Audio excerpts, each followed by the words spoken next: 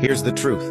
No matter how hard you try, no matter how much you give, there will always be people who think you're not enough. And for so long, I let that shit eat me alive. I kept trying to do more, to be more, just to make everyone happy.